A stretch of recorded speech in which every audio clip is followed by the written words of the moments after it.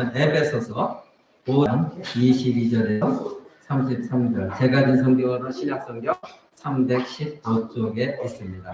에베소서 5장 22절 33절, 좀 긴 말씀이지만 같이 제가 봉독해 드리도록 하겠습니다. 에베소서 5장 22절에서 33절 제가 봉독해 드립니다.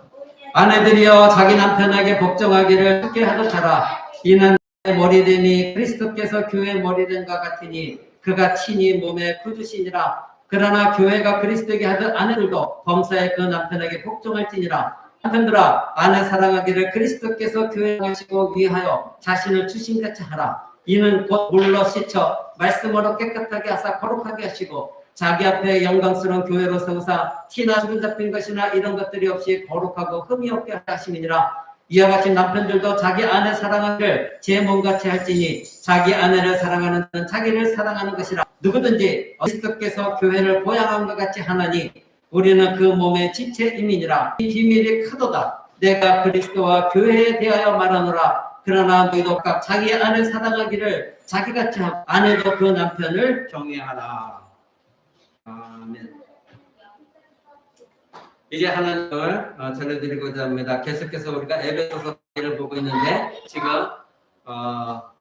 가정의 다리고 관계가 중요하기 때문에 오늘 좀 바꿔서 지난주에는 자녀의 관계에 대해서 말했지만 오늘은 성경적인 부부관계, 연례대로 성경적인 부부관계라는 제목으로 말씀을 드리고자 합니다.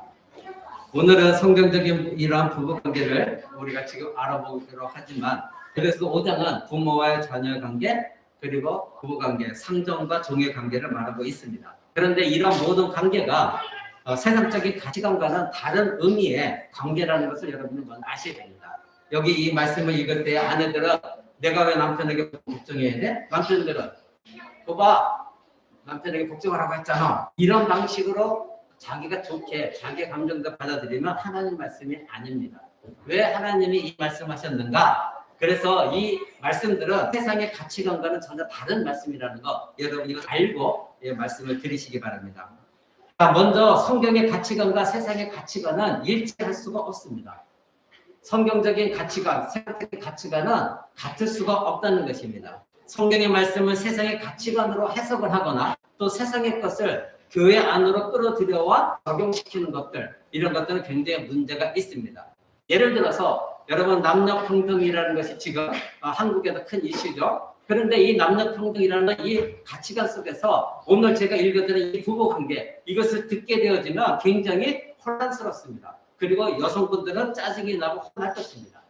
그런데 그런 방식 세상의 가치관으로 이 말씀을 들으면 여러분은 은혜를 받을 수가 없고 하나님 말씀의 의미가 무엇인지 알 수 없습니다. 또 뒤에 나오는 6장에 나오는 부모와 자녀의 관계, 또 6장 밑에 5절부터 나오는 상정과 종, 즉 오늘날 하면 직장 속에서 그 주인과 직장의 주인 되는 사람과 거기서 녹을 먹고 있는 월급 받고 있는 그런 종업원들, 이 관계 모든 것들이 바로 하나님이 왜 이런 말씀을 하시고자 하는 말씀의 관계 속에서 이것을 해야 되는 것이지, 이것을 만약에 세상적인 문제로 하게 되어지면 여러분들은 잘못된 판단과 인식을 갖게 되어집니다. 예를 들어서 사도행전에 보면 예수님께서 부활 승천하고 나서 이제 교회에 강력한 성령이 임하셨습니다. 그래서 누구도 저항할 수 없는 성령의 강력한 역사 속에서 감동 감화되어서 각 가정마다 교회 예루살렘 교회에 있는 각 가정마다 자기의 것을 자기 것으로 여기지 않냐고 모든 재산을 다 가지고 와서 사도들 발 앞에 놓고 이것을 가난한 자들에게 나눠줘라 시킨 것도 아니었습니다.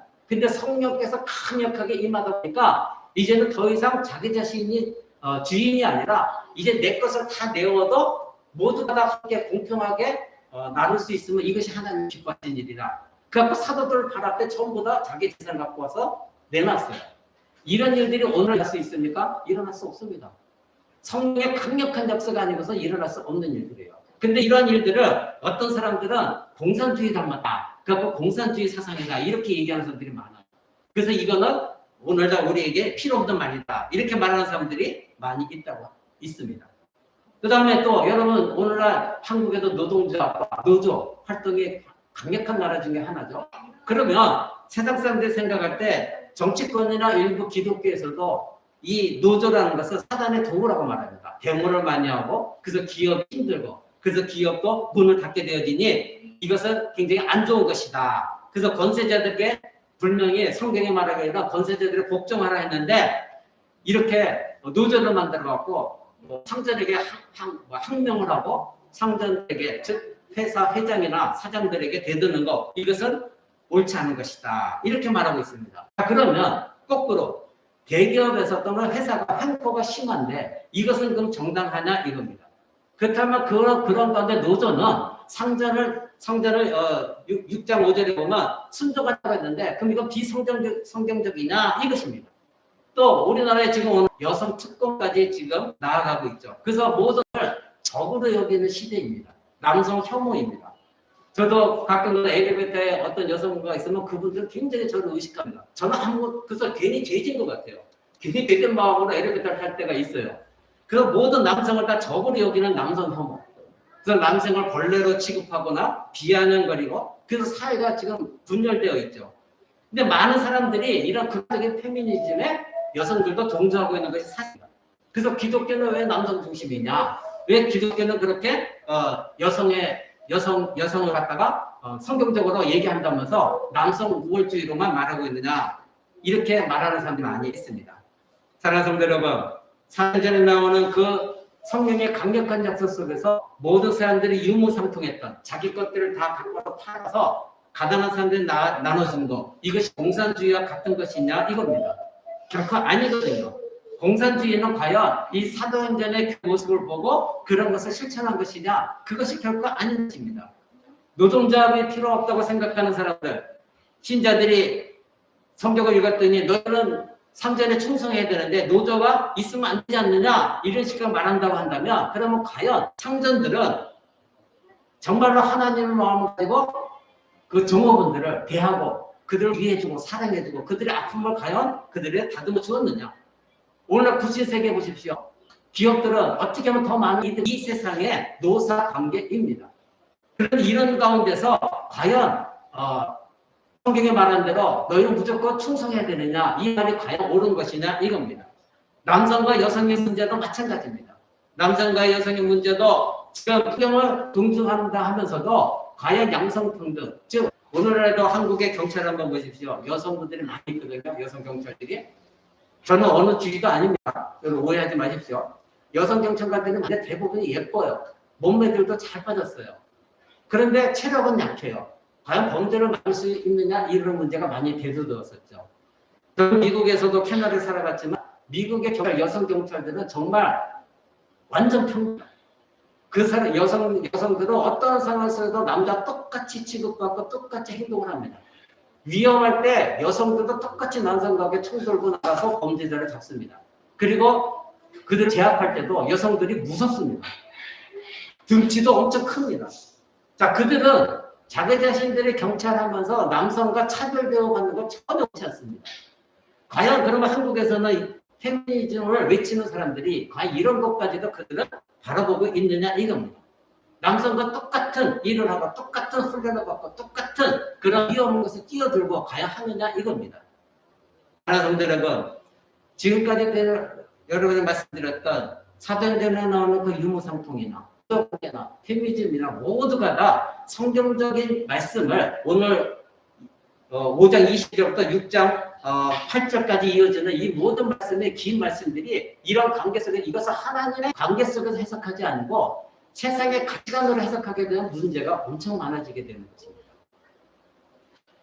사랑하는 성도 여러분, 무엇 때문에 성경의 이런 가치 세상 속에서 이 가르침이 일치가 되지 않을까? 이 가르침이 세상 속에서 왜 적용되지 않을까? 그것은 바로 적용되려면 쌍방이 다 올바른 예배 관계 속에 있을 때야 가능한 것이에요. 올바른 믿음에 있어야 가능한 것이에요. 많은 사람들이 착각하는 것 중에 하나가 성경의 가르침이나 시스템이 불신 세계에서도 적용 가능하다 생각합니다. 또 반대로 세상의 좋은 시스템들이 가르침들이 기독교의 복음성과 제일 유명한 게 당신은 사람밖에 태어난 존재. 이것은 불신자들도 너무 좋아해요. 그리고 아무 때나 이것을 다 부릅니다. 자, 그렇다면 이것이 이렇게 인기를 얻을 수 있다 할지라도 세상 사람들이 과연 이 노래가, 이 찬양이 성경적인 관점에서 이들이 받아들이고 하느냐 이거예요. 이것이 과연 세상 사람들이 당신은 사람밖에 교회에서 부르는 노래를 좋다고 해서 세상에 접목을 시키고 있지만 과연 그들이 그 의미를 알고 거기에 순복해서 찬양하느냐, 이거는 다른 문제라는 것입니다. 성경의 가르침, 바로 성경이 가르침과 불신 세계에서의 나오는 그 가치관, 원리들, 이 모든 것들은 정말로 함께 할 수 없는 큰 간격이 있어요. 건너지 못할 큰 간격이 있어요. 그게 무엇일까요? 믿음의 문제입니다. 믿음의 문제.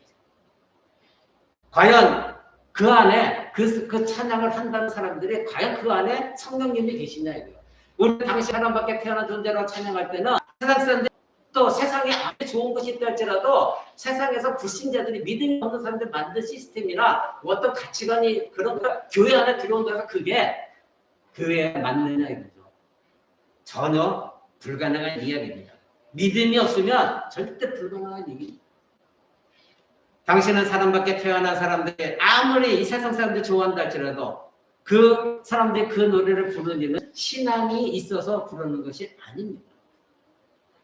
우리 성경 공부에서 말씀드린 것처럼 고린도전서 13장에 사랑은 오래 참고, 결혼식장마다 불신자들 말을 많이 인용을 해요.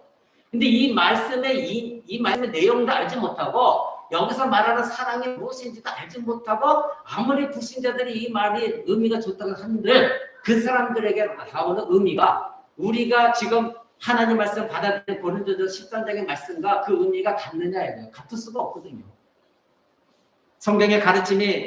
성경의 가르침대로 드러나기 위해서는 반드시 전제 조건이 있습니다. 그것은 무엇입니까? 믿음입니다. 성령의 역사입니다. 성경의 가르침이 세상에서도 통하려면 그 세상에 있는 사람들이 믿음이 있어야 되는 것이고 그 안에 성령의 역사가 있어야 그것이 가능한 이야기입니다. 그렇지 않으면 이 문제들에 대해서 세상과 교회는 궁극적으로 일치할 수가 없습니다. 세상과 교회 가치관은 일치할 수가 없는 거예요. 아까 말씀드린 사도행전교회에 일어났던 유무상통의 문제라든가 노사관계 문제라든가 그리고 양성평등, 이 모든 문제, 이것들을 성경의 이야기를 가지고 불신세계에 만약에 접목시키려고 한다면 거기에는 반드시 아무리 좋은 말로 포장한다 할지라도 세상의 궁극적인 가치관과 성경적인 가치관은 일치될 수가 없습니다. 그러니 성경적으로 너희는 성전에게 무조건 이 말을 세상의 사람들이 기독교인들에게 사용할 수가 없다는 겁니다. 만약에 예를 들어서 그 상전도 진정한 그리스도인이고 그리고 그 밑에서 월급 받고 있는 종업원도 진정한 그리스도인이라 할 때 그 사람이 종업원들에게 그렇게 말할 때는 그거는 가능한 얘기예요. 있을 수 있는 게 성경적인 얘기. 왜? 둘 다 같은 믿음이 있고 둘 다 같은 성령의 역사가 있기 때문에. 그러나 상전이 됐든 종업원이 됐든 둘 중에 하나가 예수를 믿지 않고 그 안에 성서가 없고 둘 다 또는 믿지 않는 상황 속에서 이 말씀을 가지고 적용한다는 것은 있을 수 없다 이 얘기입니다. 사랑하는 성도 여러분, 성령의 역사가 없는데 서로 유무상통하라고 만약에 한다고 한다면 어떤 일이 벌어질까요? 사기치는 사람들 많이 있을 거고 일하지 않고 저기가만 가면 다 나눠주는구나. 그러니까 일하지 않는 사람들이 많이 있을 것입니다. 왜? 그들에게는 주는 사람이나 받는 사람의 성령의 역사가 그 가운데 없기 때문에. 성령의 역사가 없다면 그것은 유무상통한다는 것은 그 사람을 더욱더 게을르게 만드는 것뿐입니다. 사랑하는 성도 여러분, 노사관계도 마찬가지입니다. 만약에 성령의 역사가 없다면 결과는 참담한 것입니다.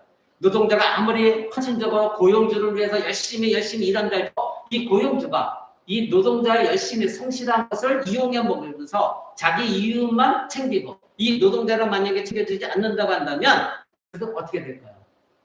결국은 열심히 일한 마음으로 이 종업원들을 대해주고 가능하면 월급을 많이 주려고 하고 복지를 잘해주려고 사랑해주는데 이 종업원이 우리 주인이 착한 사람이구나. 그래서 그 종업원의 마음을 이용하면서 오히려 이 사람이 열심히 하지 않는다고 한다면 역시 마찬가지로 하나가 될 수가 없는 것입니다. 이 한 말씀은 적용이 될 수가 없는 것입니다. 여러분, 페미니즘도 마찬가지입니다. 남성 관계에서 남자와 여성의 평등의 문제도 마찬가지입니다. 바로 서로가 역할을 부여했습니다. 하나님께서 역할을 부여해 주셨는데 그 선을 만약에 넘지 못하게 했을 때 하나님 말씀의 기준에 그것을 따라가지 못할 때는 엄청난 반발이 일어나게 됩니다. 그러니까 성령의 역사가 있어야만이 가능한 것인데 그래야 말씀을 순종하거나 말면 그렇지 하나님이 이렇게 말씀하셨지 여성은 이렇게 말씀하셨지 거기에 믿음으로 성의 역사 속에서 받아들인다면 가정에서도 또 이 사회에 남녀 불신이 사라지게 될 것입니다. 사랑하는 성도 여러분, 오늘은 제가 말씀드린 대로 성경적인 부부관계 먼저 제가 이 말씀을 드린 이유가 있습니다. 그런 여러분이 지금 들은 말씀을 가지고 이제는 부부관계 속에서 어떻게 되는가 여러분 잘 들으시기 바랍니다. 자, 에베소서는 아까 말씀드린 5장 21절부터 24절까지는 아내에게 말하고 있습니다. 아내들이여 남편에게 복종하라. 근데 어떻게 하라? 죽게 하듯이 복종하라. 남편이 아내 머리가 된다. 그리고 그리스도께서 교회 머리 되는 것과 같다. 이렇게 우리에게 말하고 있습니다. 그리고 25절부터 28절까지는 남편에게 말합니다. 남편들아 아내를 사랑을 어떻게 하라? 예수님이 너희를 십자가에 내어주셔 자기 몸을 내어주시겠지 사랑한 것처럼 아내를 어떻게 하라? 사랑하라는 것입니다. 그리고 25절부터 33절은 부모 모두에게 자녀들을 위해서 말하고 있습니다. 그리고 6장부터는 자녀 너희는 어떻게 하라? 부모에게 순종하라.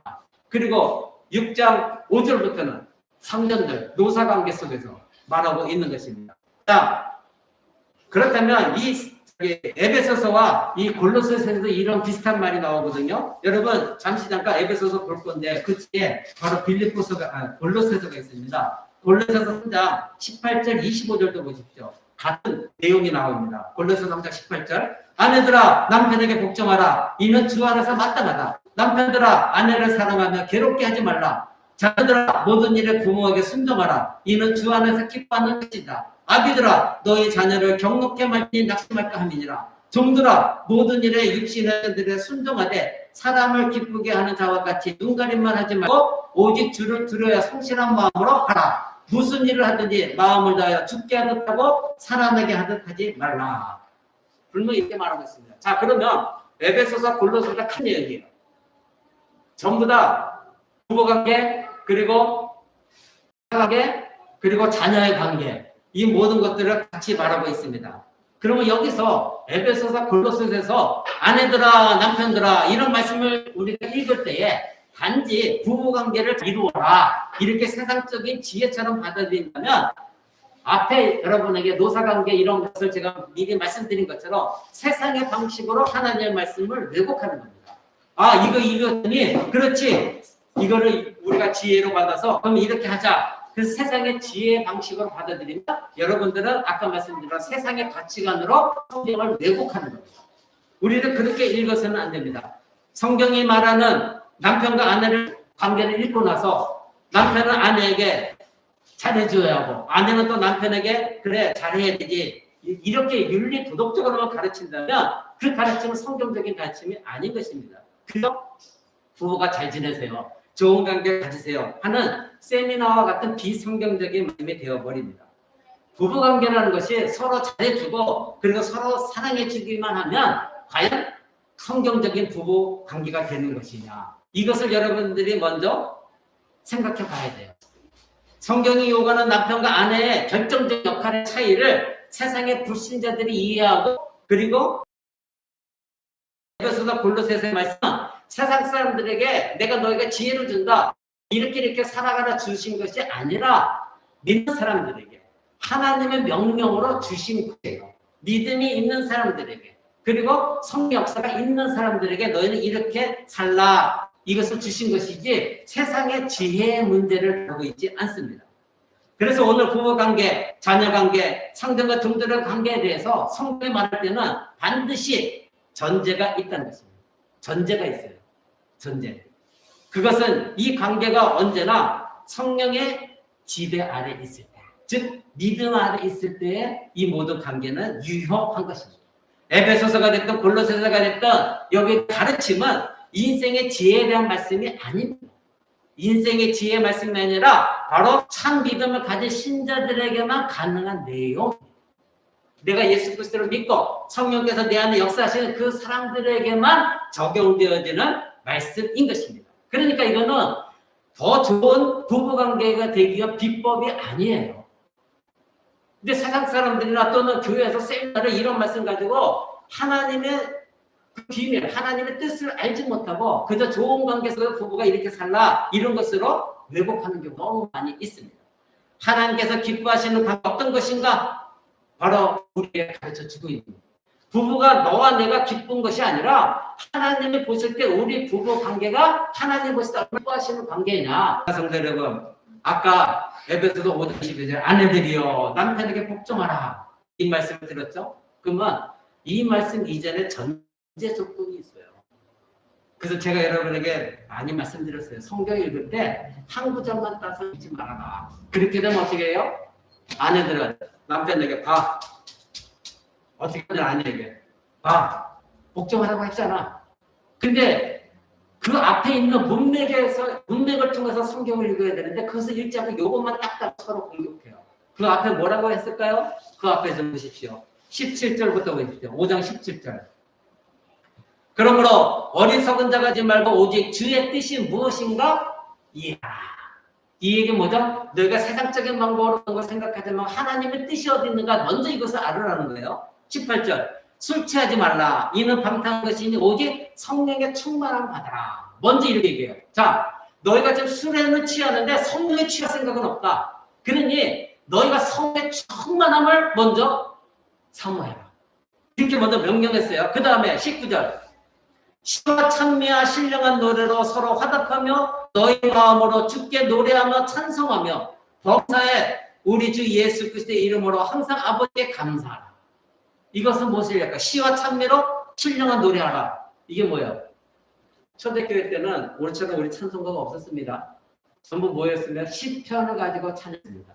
대학에 나와 있는 시편. 이 시편을 가지고 아주 간단한 곡조만 해요. 오늘날처럼 뭐 복음성가, 제가 왜 복음성가 안 하는지 여러분 말씀드렸죠? 세상의 노래의 곡조가 다를 바가 없어요.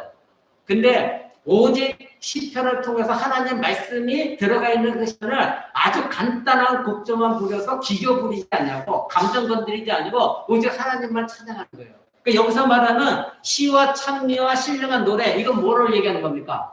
예배입니다. 예배. 예배하는 자들. 그래서 너가 마음으로 주께 노래하는 거. 그러니까 앞에서는 뭐예요? 성령이 충만하라. 그리고 뒤에는 예배하는 자들이에요. 예배하는 자. 그들에게 지금 말을 하고 있는 것입니다. 그러면서 20절에 그리스도를 경외함으로 피차 복종하라. 먼저 이렇게 말해서 피차라는 건 뭐예요? 서로가 복종하라 이것입니다. 이 말씀의 전제 조건 하에 22절에 아내들이여 자기 남편에게 복종하라.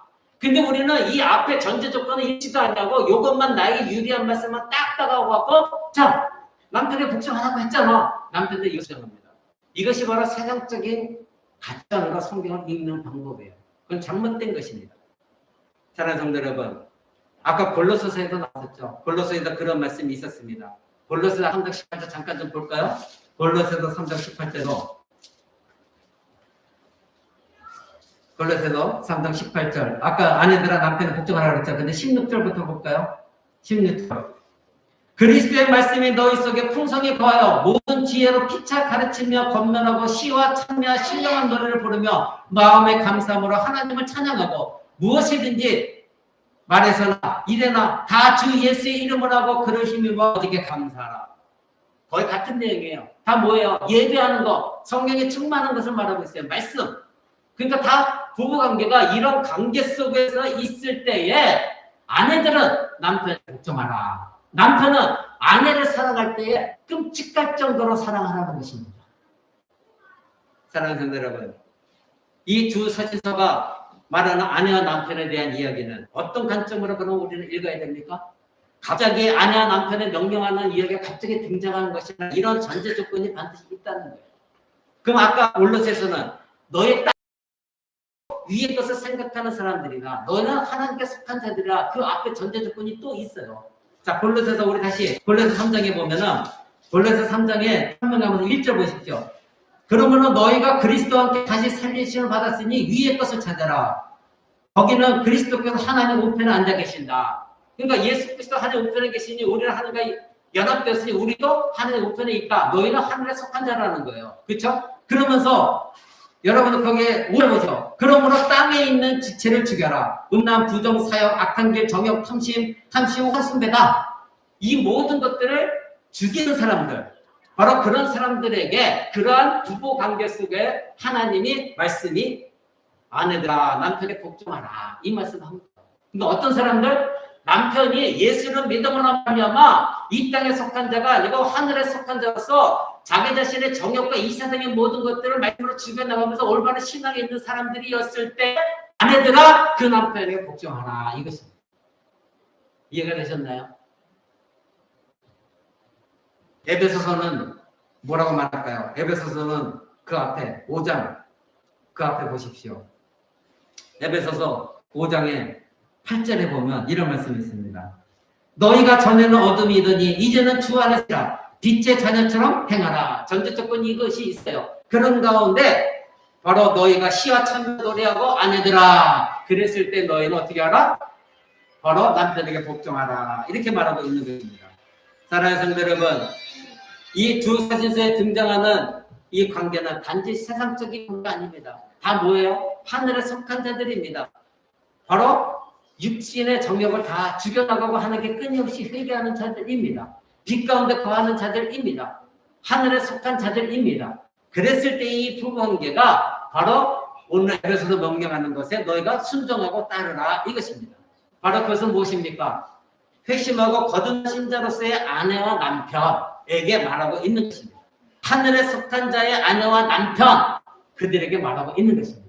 그러니 우리 오늘 설교서 때 여러분 말씀드린 것처럼 이 세상의 노사관계라든가 남녀평등 사상이라든가 그리고 공산주의처럼 남의 모든 것을 나눠주느냐 이 모든 것들을 성경적으로 해석하지 않고 세상의 관점으로 해석하면 전혀 다른 의미가 되어진다는 거 여러분 아셔야 되는 것입니다.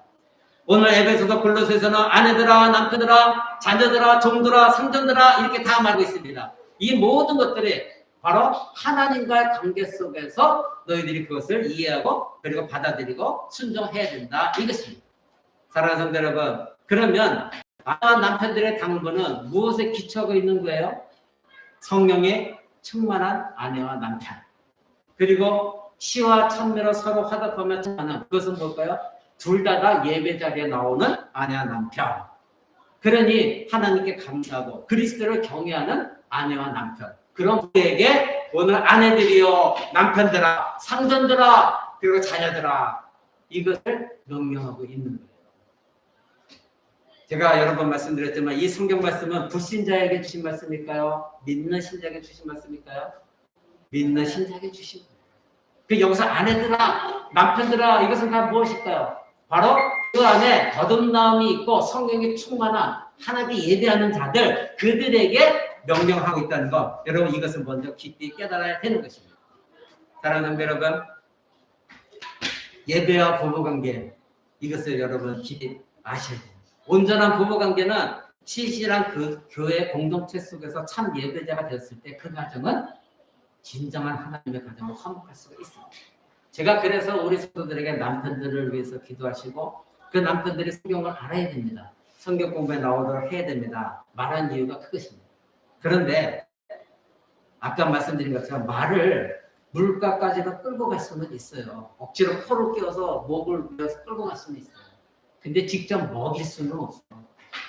거기까지 끌려가서 말이 자기가 갈고서 먹고자 하면 먹는 것이지 먹고 강제로 물을 집어넣을 수는 없죠.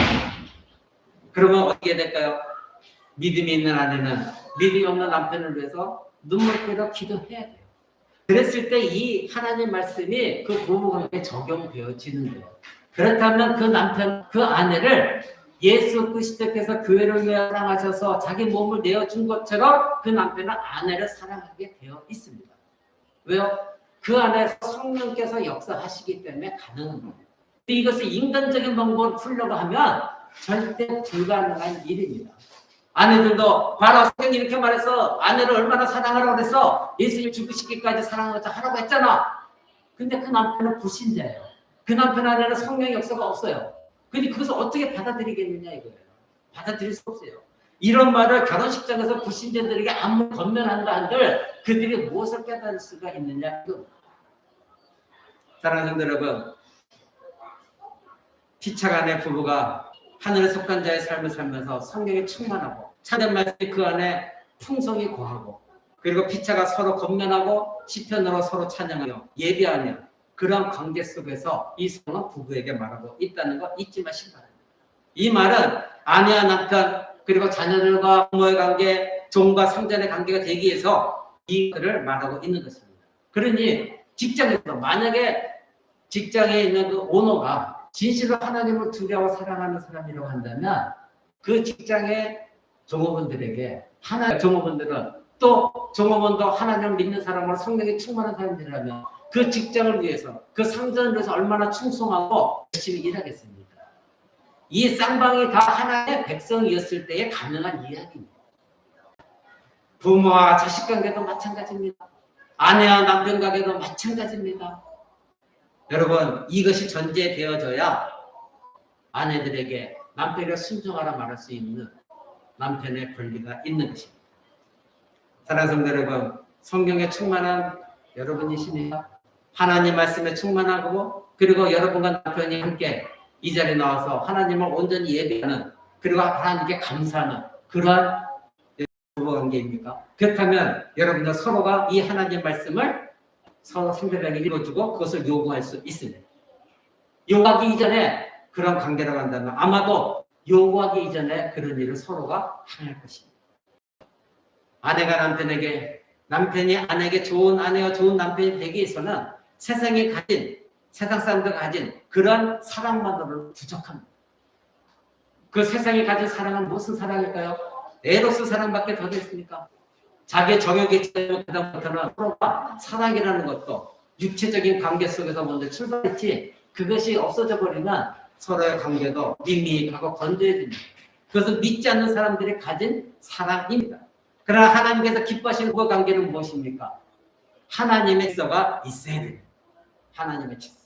교회 안에 하나님의 질서가 없는 교회는 아무리 많은 사람이 모여도 그 교회는 하나님 기뻐하시는 교회가 아닙니다. 가정에도 하나님의 세우신 질서가 있습니다. 그 질서가 분명히 서 있는 가정이 바로 하나님께서 기뻐하시는 가정입니다. 그러니 두 부부 관계 속에서도 그 질서는 옛 관계 속에서 정립이 되어지는 것입니다. 그게 무엇입니까? 부부 관계 속에서 하나님의 질서가 세워지려면 두 사람이 모두가 다 하나님을 믿고 함께 나와서 예배하는 관계 속에서 이루어지는 겁니다.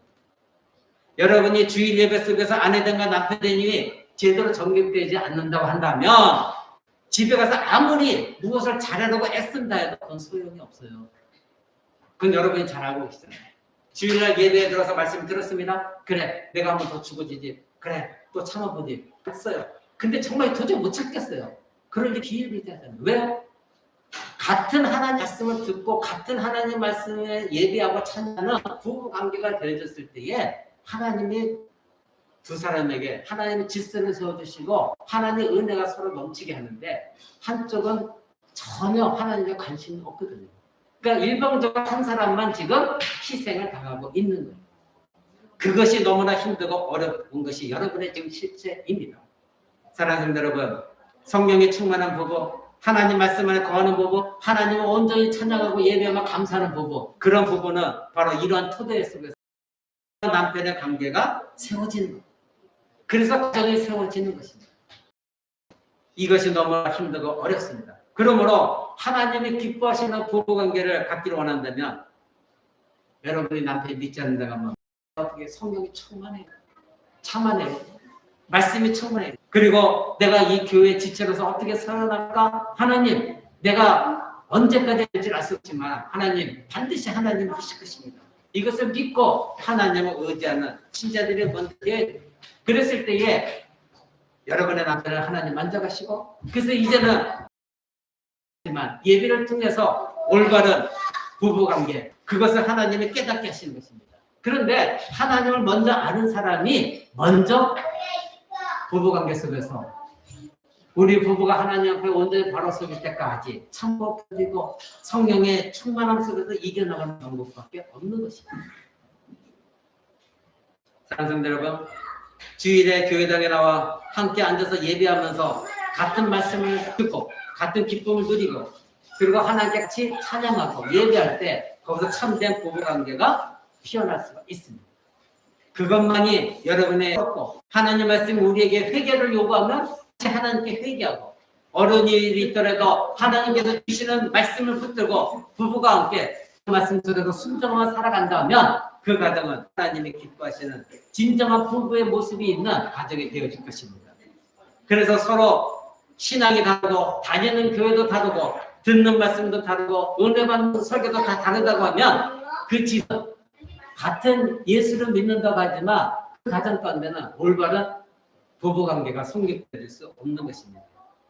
진정한 부부, 진정한 부모와 자녀의 관계, 바로 한 예배, 한 말씀, 한 신앙 고백 안에서 이루어져야 성경적인 적용이 가능해집니다. 부부가 함께 말씀을 듣고 부부가 함께 은혜 받고 그 말씀을 가지고 함께 나누고 그리고 한 목소리로 찬양하고 그리고 하나님께 같이 감사하고 기도하는 것, 이것이 같은 마음에 되었을 때에 이런 기초 속에서 아내들아 너희는 남편에게 순종하라, 남편들아 너희는 아내를 괴롭게만 사랑하라, 이것이 가능한 것입니다. 그런데 여러분은 지금 그러한 상황이 못 되기 때문에 내가 십자가를 지는 거예요. 언제인지를 알 수 없어요. 그러나 하나님은 먼저 믿은 여러분들을 다루시기를 원하십니다.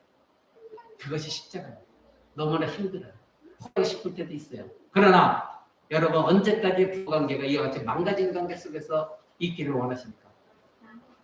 하나님이 아내들이여 남편에게 순종하라. 만약에 여러분이 남편이 받아들였을 때 여러분 남편에게 순종해도 그 기쁨이 되어질 것입니다. 근데 지금 이 말을 들으면 왠지 기분이 나빠요. 화가 치밀어요. 내가 왜 순종해야 되는데, 남편들은 저는 아내가 이런데 내가 왜 사랑해야 되는데, 왜 내가 희생해야 되는데, 끝이에요 그걸로. 그러나 여러분이 먼저 예수 그리스도를 만났습니다. 분명히 만나게 하신 이유가 있습니다. 오늘도 우리가 예배드리기 전에 잠시 말씀 나눴지만 먼저 믿은 아내에게 네 남편이 너희랑 해질 줄 누가 아느냐. 먼저 믿은 남편에게 너로 인해서 네 아내가 해질지 누가 아느냐. 그것이 하나님의 방법이라는 거예요.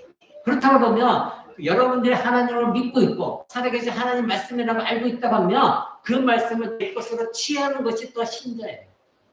그렇다면 그랬습니다. 하나님, 저 인간 하나님을 사랑하셔서 나에게 만나게 하셨으니 하나님 내가 끝까지 십자가 지고 언젠가는 함께 예배하면서 우리의 부부관계가 정말로 시와 찬미로 하나님을 예배하고 성령이 충만한 가운데 말씀이 충만한 것 있기를 그날이 오기를 원합니다.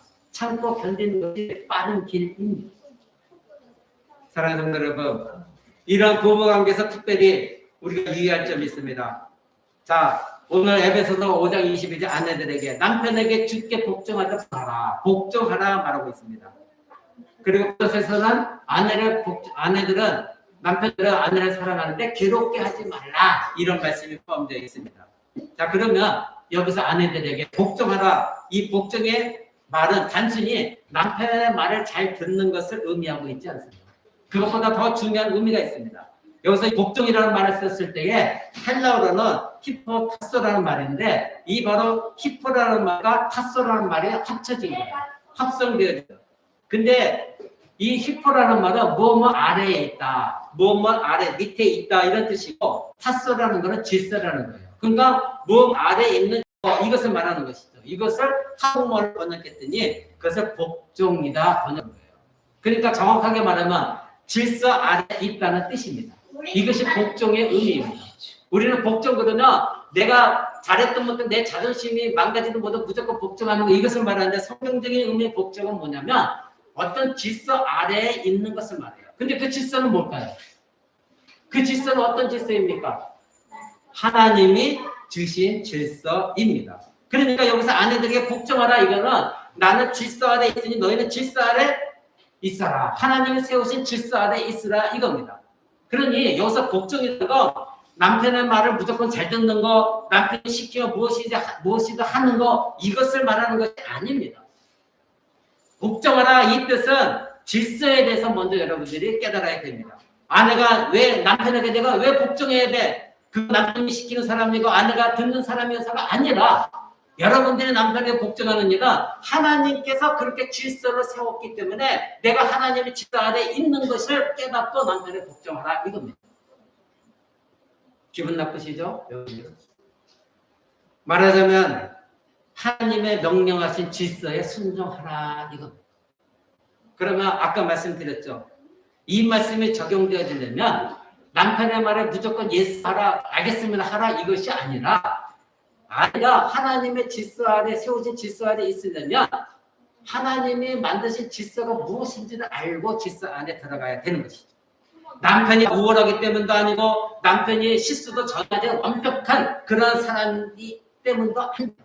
바로 하나님께서 우리들의 질서를 세웠기 때문에 그렇게 해야 된다는 겁니다. 남편이 잘나서도 아니고 하나님께서 세상을 다스리는 방편으로 바로 둘 중에서 부부관계 중에 둘 중에서 한 사람을 택해서 그 사람에게 질서를 세우셨으니 바로 그 관계 속에서 남편을 아내의 머리로 삼은 것이 하나님의 질서이기 때문입니다. 이것이 하나님이 세우신 거예요. 그러니 두 사람이 다 아까 미리 말씀드린 전제 조건이 뭐라고요? 두 사람이 다 믿음이 있어야 되는 것이고 두 사람이 다 성령에 충만해야 되는 것이고 두 사람이 다 함께 예배 나오는 가정 속에 있을 때에 아내는 하나님이 세우신 질서 아래 남편에게 복종하라.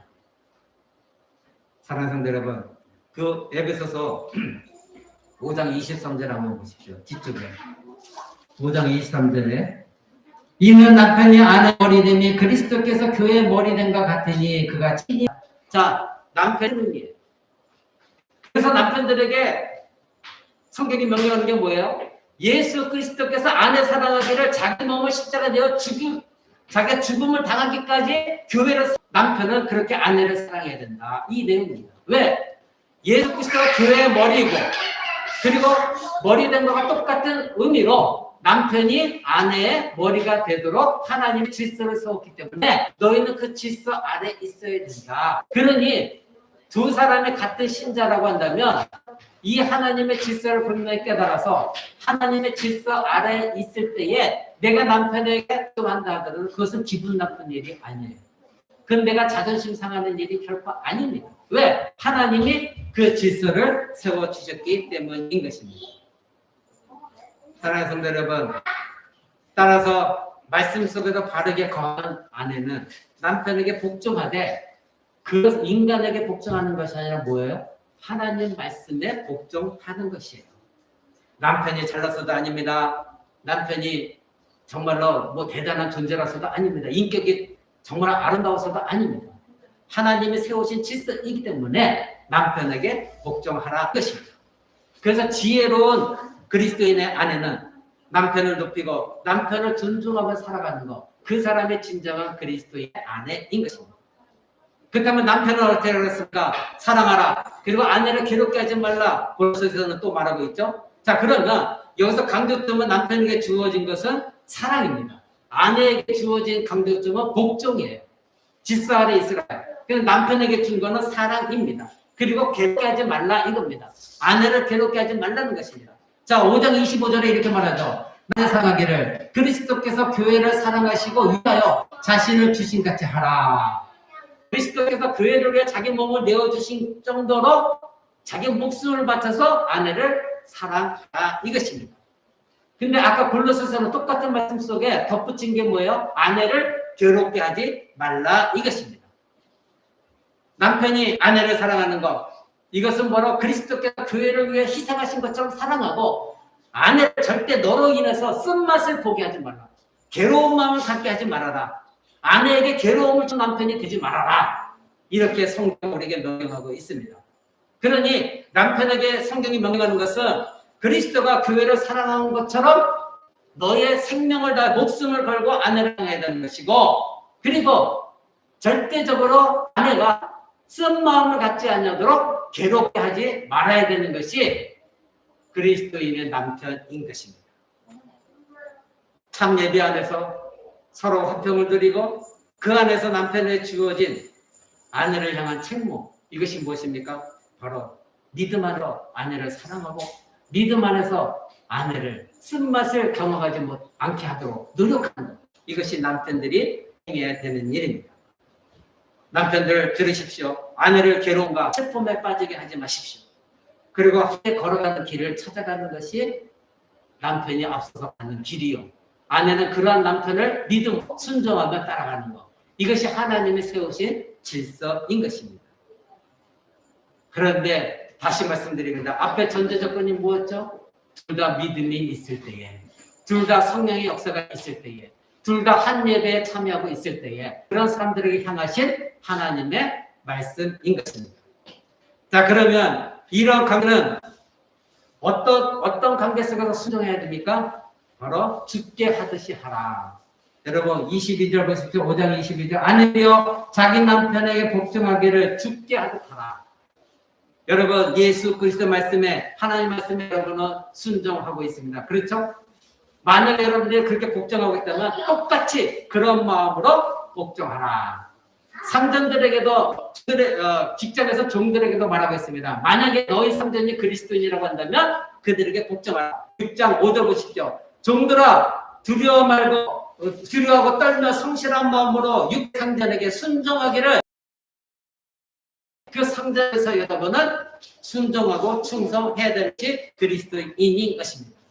자, 왜 사람들에게 사람과의 관계 속에서 부부 관계 속에서 그리고 상하 관계 속에서 죽게 하듯 하라 이렇게 말씀하고 있을까요?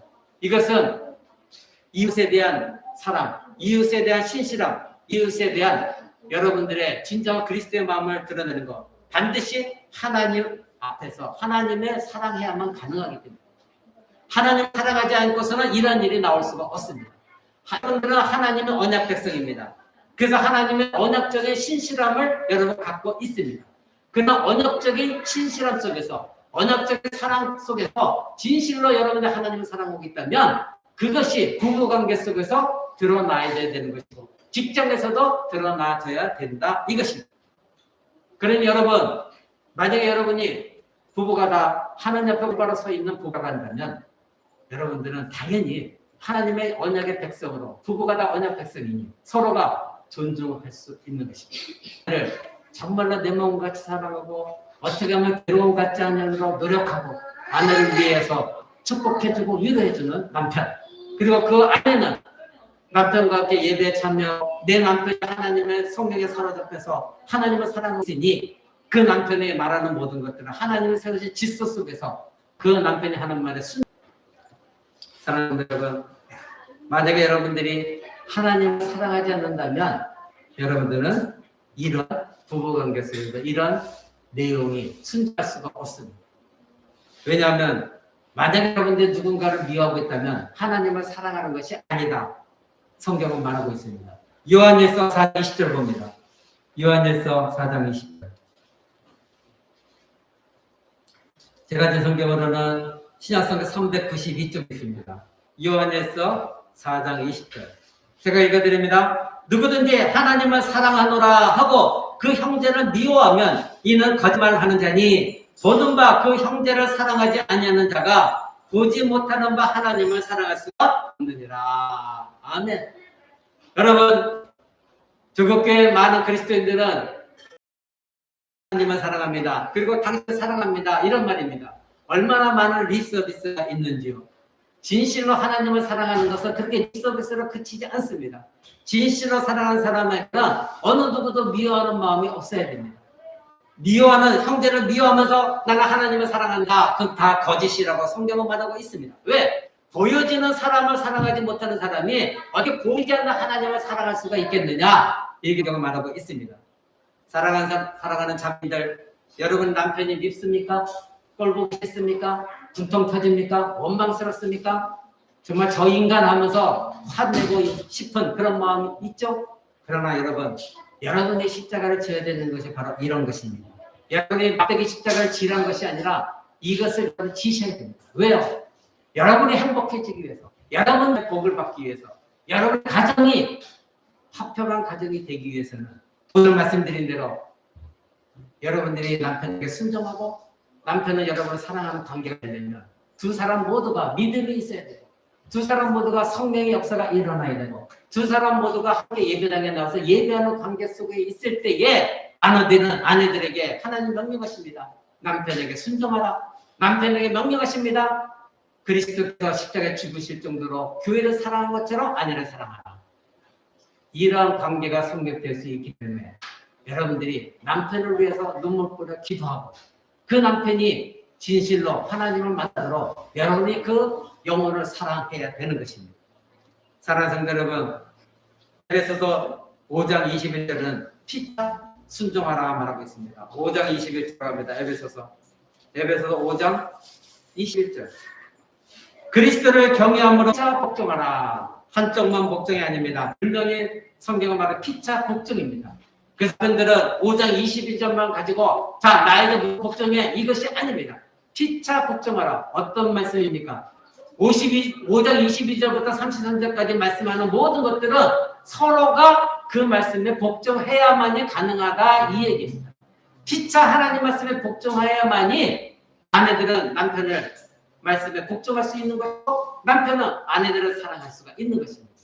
이 말씀에 서로가 복종해야 이 말씀이 적용되어지는 것입니다. 한쪽에만 여러분이 안 됩니다.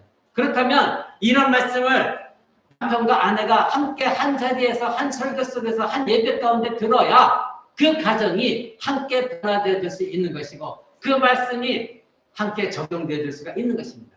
그래서 여러분의 남편을 위해서 기도하고 여러분의 남편이 말씀 가운데 끼워지도록 여러분이 도와야 되고 어떻게든지 내 남편이 말씀을 듣도록 여러분들이 헌신해야 되는 것입니다. 여러분들은 그런 노력하지 않고 무조건 내 남편이 신앙이 없어요. 내 남편이 뭐가 어때요? 전혀 말씀 들으려고 안 해요. 그리고 믿음이 없다 보니까 이런 저런 행동이 나 찌기네요. 화가 나요. 여러분 그건 빠른 길이 아닙니다. 그거는 여러분은 아무리 그렇게 외친다 할지라도 여러분이 먼저 희생의 수고가 없으면 그것은 20년, 30년, 50년 뒤에도 여러분은 동일한 말을 하게 될 겁니다. 만약에 내가 살아있다면 만약에 여러분이 살아있다면 여러분 제 앞에서 또 그럴 겁니다. 여전히 50년 뒤에도 내 남편이 이래요. 내 남편이 이래요. 내 남편이 이래요. 똑같은 것입니다. 여러분들이 죽으십시오. 저는 여러분에게 그걸 요구합니다. 왜 먼저 여러분의 믿음을 시작했습니까? 왜 먼저 초대때 성도들에게 하나님이 그렇게 엄청난 피해 대가를 치르게 하셨을까요? 그들의 믿음이 있었기 때문에 오늘날 우리가 이와 같이 믿음을 가지고 종교개혁가들이 그렇게 헌신했고 자기 목숨을 내었기 때문에 자유롭게 이렇게 예배할 수가 있겠죠. 여기 계시는 자매님들 하나님 부탁드립니다. 여러분들은 희생하고자 하는 마음이 없습니다. 여러분 남편이 언짢하고 기적같이 변화되기는 원하면서 여러분들은 희생하고자 하는 마음이 없습니다. 여러분들은 참아낼 것을 허비한다고 생각하지 그것이 차라리 사랑받고 싶다면 앞에 전제 조건이 돼야 되죠. 여러분에게 그리스도가 십자가를 지신 것처럼 나를 사랑하라고 하셨으니 당신은 나를 사랑해야 돼. 그러면 그 전제 조건이 무엇이라고요?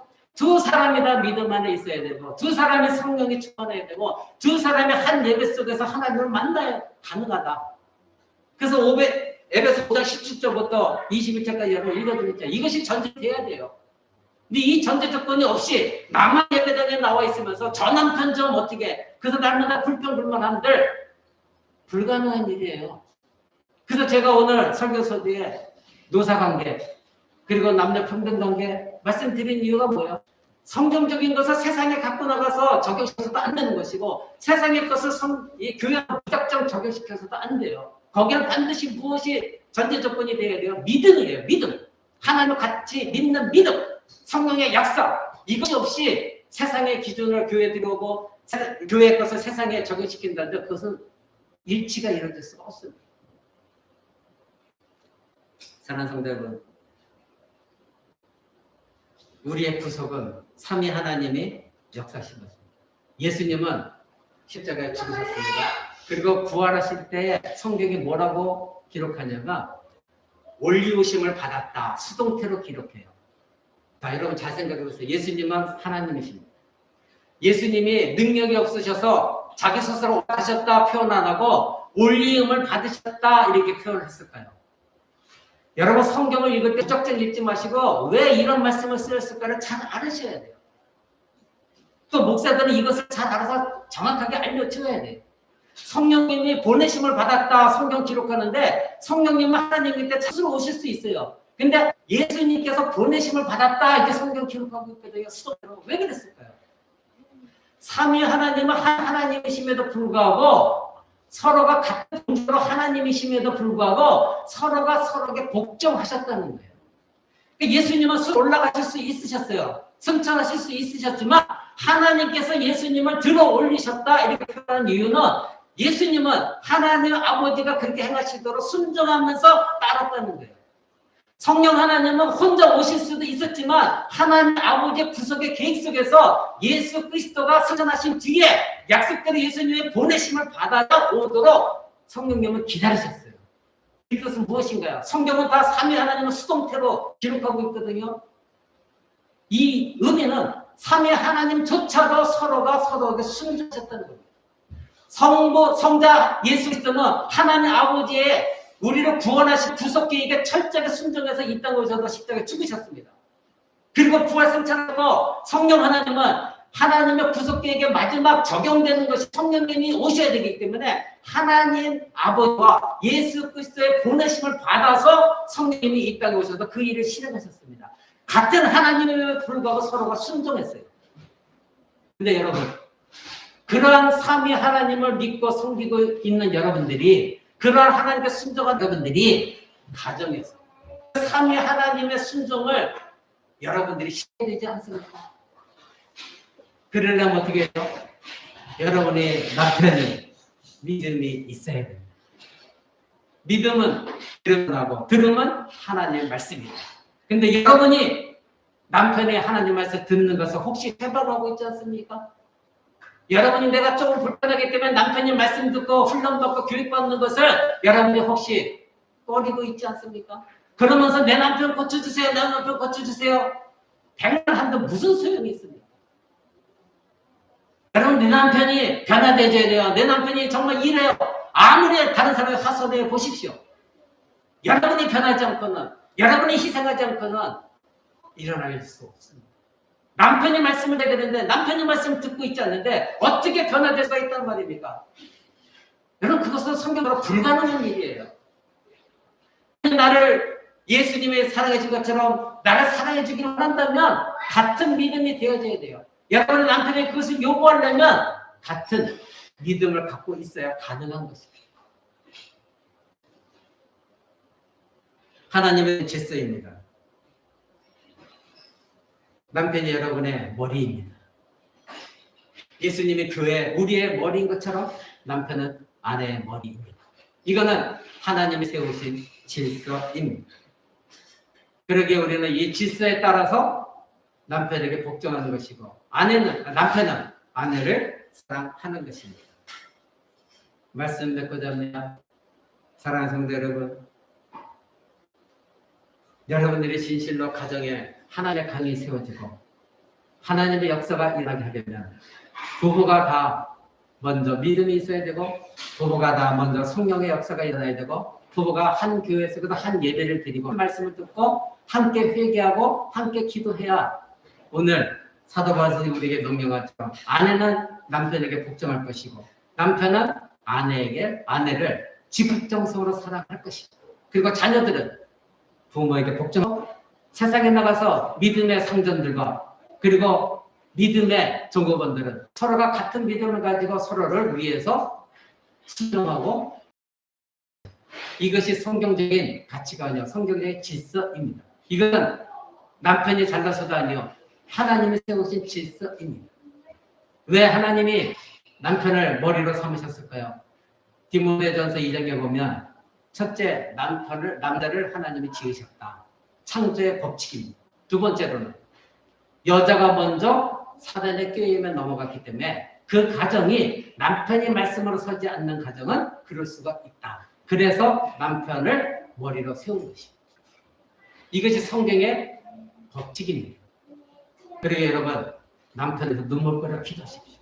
불평불만하지 마시고 내가 먼저 희생해서 어떻게 하면 저 남편의 말씀을 듣고 예배에 참여하고 어떻게 하면 하나님을 깨닫고 알 수 있을까? 눈물보다 기도하고 그 남편이 하나님 믿음을 가질 수 있도록 하나님께 기도하고 간구하십시오. 그리고 그 영혼을 불쌍히 여기십시오. 여러분을 통해서 그 남편이 구원받도록 하나님이 여러분에게 붙여주셨습니다. 고린도서 7장에 분명히 여러분을 지난 성경 공부 시간에 말씀을 들었죠. 네 남편이 너로 인하여 거룩하게 될지 누가 아느냐? 네 아내가 너로 인하여 거룩하게 될지 누가 아느냐? 하나님이 하십니다. 그래서 만나게 했습니다. 그러게 사랑하는 성도 여러분, 성경적인 부부관계는 반드시 같은 믿음, 같은 성령의 역사, 같은 예배에 참여하면서 함께 기도하는 그런 전제 조건 하에서 아내들은 남편에게 복종하는 것이고 남편은 아내를 사랑하고 괴롭게 하지 않는 것입니다. 기도하겠습니다.